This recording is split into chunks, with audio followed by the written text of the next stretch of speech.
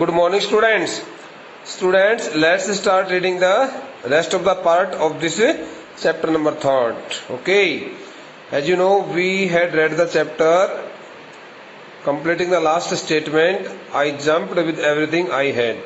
So now this the next part is to be read by us here in this lecture. But the jump made no difference. The water was still around me. I looked for ropes, ladders, water wings. Nothing but water. A mass of yellow water held me. Stark terror took an even deeper hold on me, like a great charge of electricity. I shook and trembled with fright. My arms wouldn't move.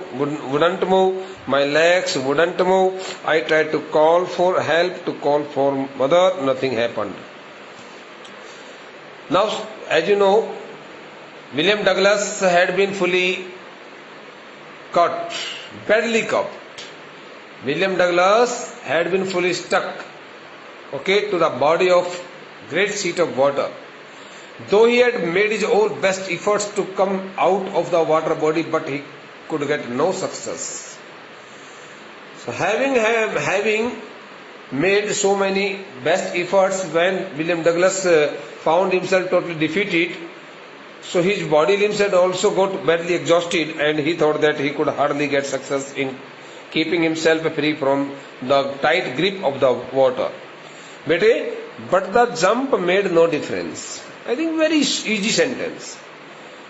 William Douglas applied his all force and strength to jump his body out of the water to the surface, to spring his body very high, but he could not make any kind of jump, because the jump was not so high. It was not a forceful jump. Slight jump was taken by him, but the jump made no difference. The water was still around me. He could not come to the surface so sharply, so immediately, because he had been shielded with the great sheet of water.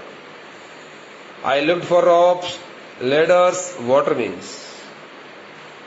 While remaining inside the water body, while keeping himself amidst the water body, the water which had surrounded him from all sides, he started searching for here and there by spreading his arms in order to get some ropes, in order to find out some ladders, in order to get some water wings, inflatable bags, but nothing but water. But nothing was caught by him except the water body, except the body of water, except the water. Okay? He could get nothing to spot himself. At that dangerous hour, in that odd condition, a mass of yellow water held me. The word mass stands for a large body of compacted water. That the large body of compacted water had held him very tightly from all sides. Stark terror took an even deeper hold on me. The more William Douglas tried his best to come out of the grip of water, the more problems he faced. The more difficulties arose before him. The more difficulties surrounded him. The more terror-like situation, terrorful condition appeared before him, and he got more and more frightened to that time situation, like a great charge of electricity.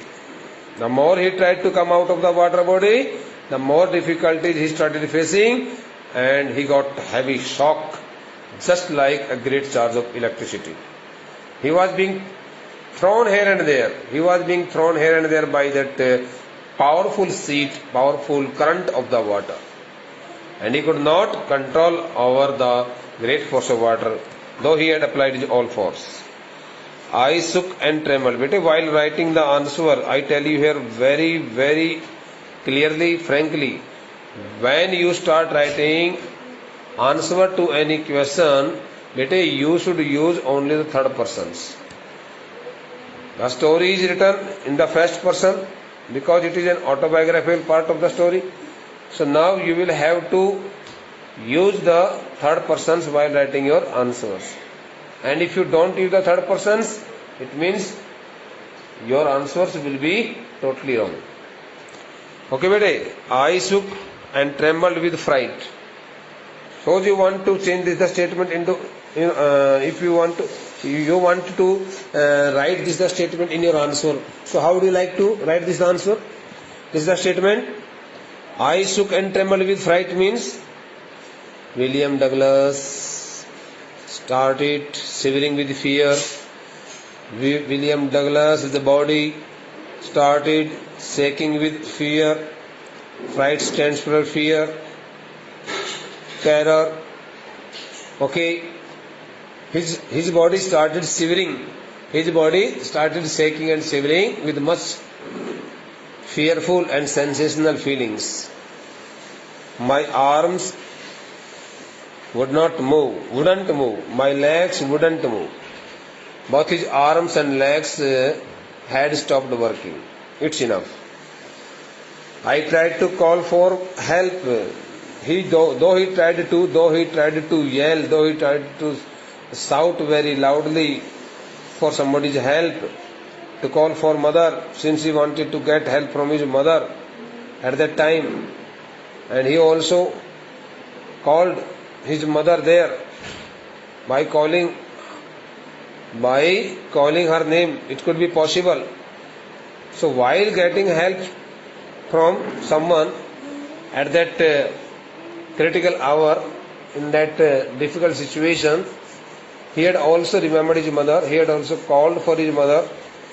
But nothing happened. Nothing happened, bete. But nobody listened to his voice.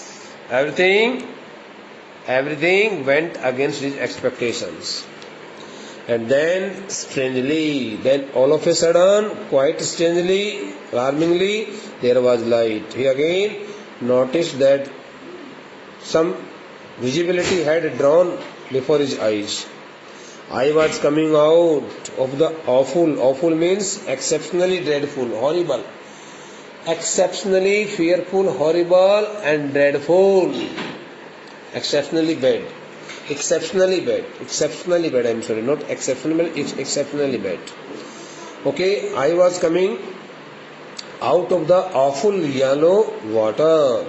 He noticed that he was coming out of that dreadful, horrible, terrific, frightening, yellow sheet of water. At least my eyes were. My nose was almost out too. He noticed that his eyes had been out of the water body. His nose had also been almost out of the water body, but his legs and his arms had not come out of the water body. And without keeping his arms and legs out of the water body, it had been totally impossible. It had become totally impossible for William Douglas to swim in the water and keep himself safe, at the safe mode. And then strangely there was light. I was coming out of the awful yellow water. Then all of a sudden, quite unexpectedly, William Douglas found that he was slowly, gradually coming out of the great sheet of water that had held him very tightly. He was coming out of that exceptionally bad, horrible, terrific, frightening, dreadful great sheet of water that had held him tightly from all sides and had not permitted him to swim in that water. At least my eyes were he noticed that his eyes had already been popped out, come out of the water body. He had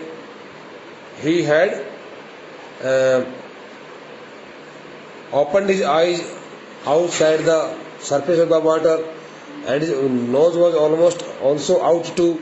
Then I started down the third time, but again the great force of water started pulling him down to the bottom, and he started down the third time. It was a third time.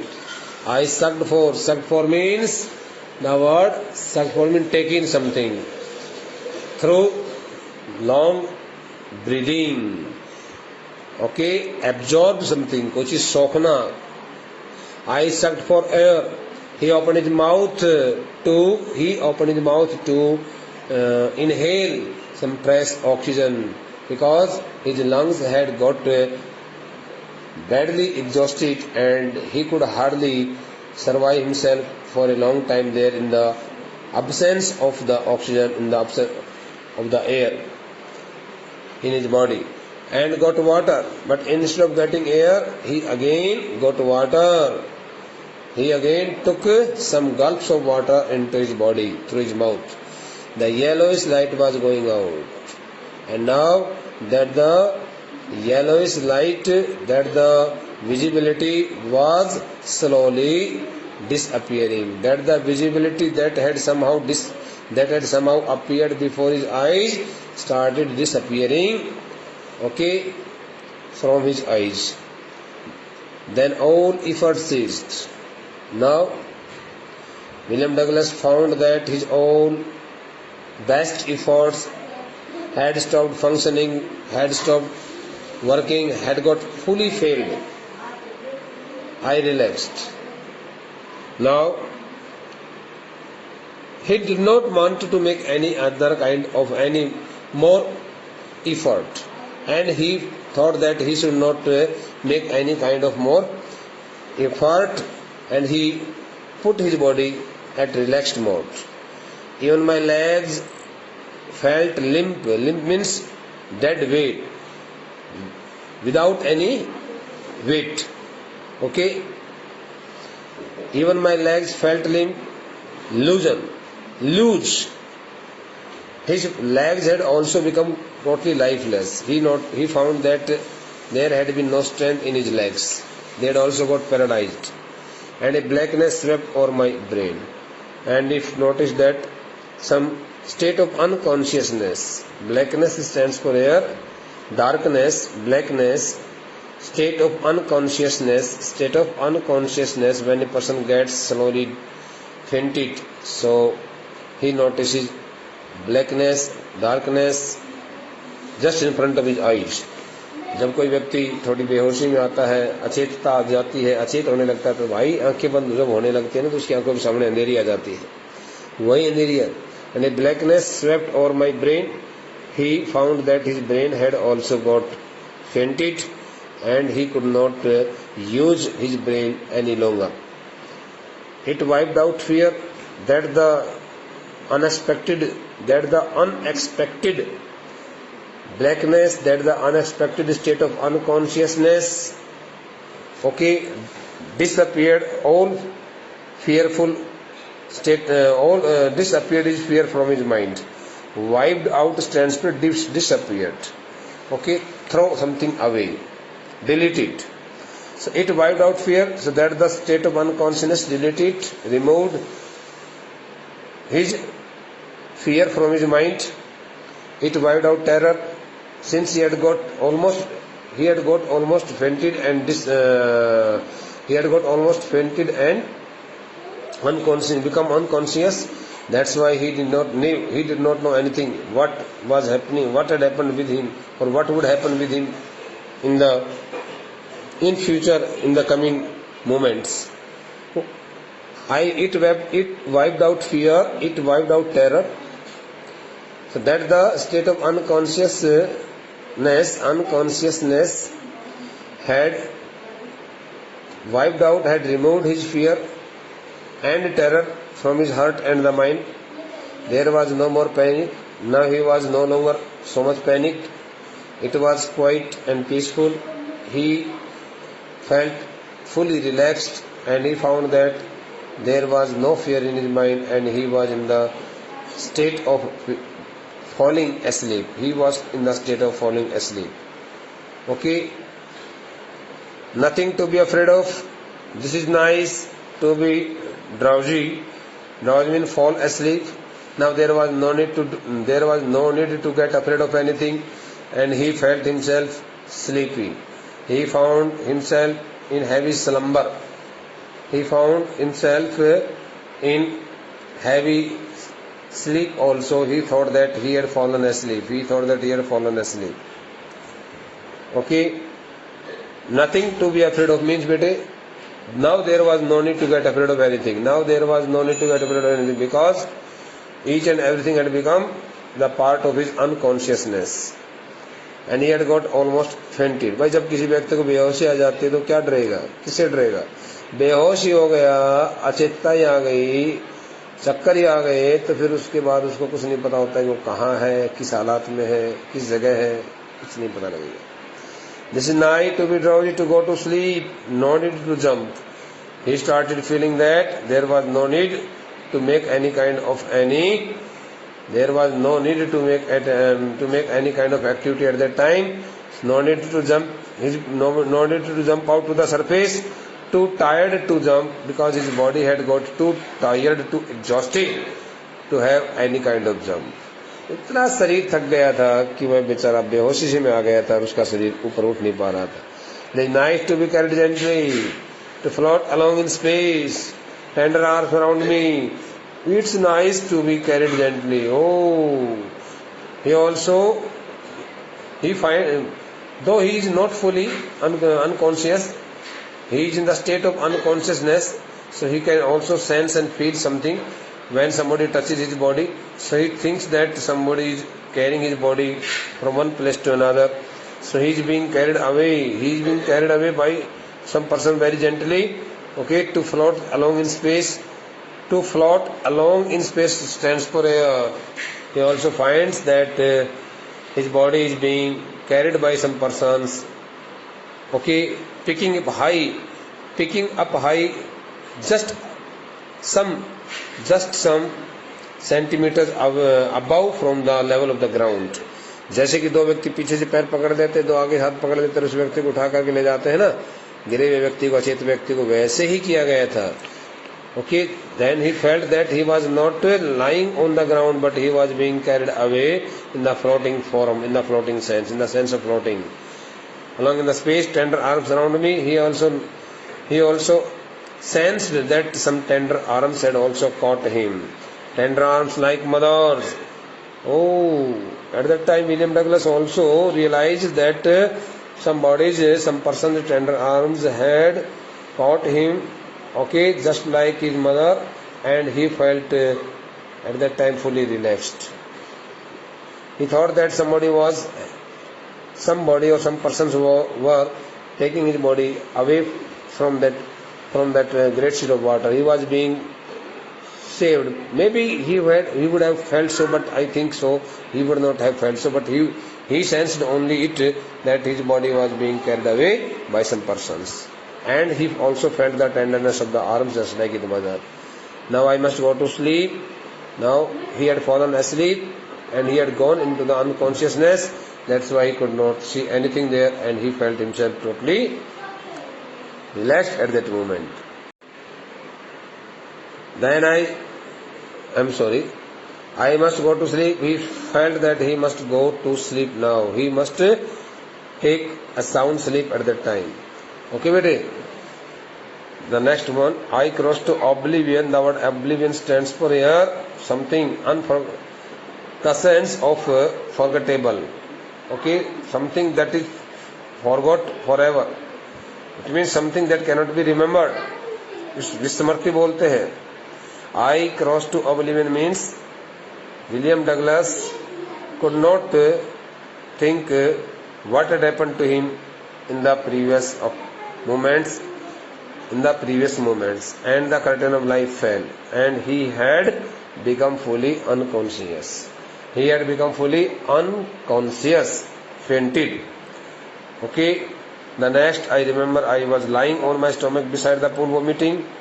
After a while or so, when he came into senses, he came to know, he learned that he was lying on the ground just very near to the YMCA pool, and he was also throwing the water out from his body. He was vomiting. The chap that threw me was saying, but I was only fooling. But the young boy who had thrown him away into the deep end part of the YMCA pool was also saying that he had not thrown him away very seriously, but he was making a fun with the child, and he did not know that the joke would cause him so much harm and difficulty. Someone said the kid nearly died, but some kind-hearted person who had saved the life of William Douglas told the young boy that the kid had nearly died. Had nearly died means he had almost met his death. He was about to meet his death. Be all right now. Okay, be all right now. Let's carry him to the locker room. He also advised him. Be all right now. He also told the young boy that he was now very well. He was totally well.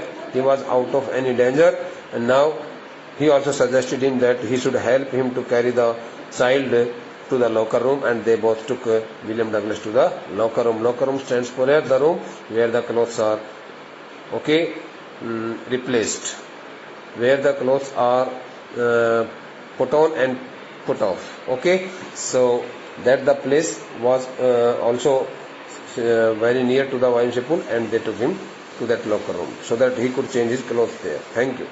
The rest of the part of this chapter will be read by us in the next lecture. Thank you, beta.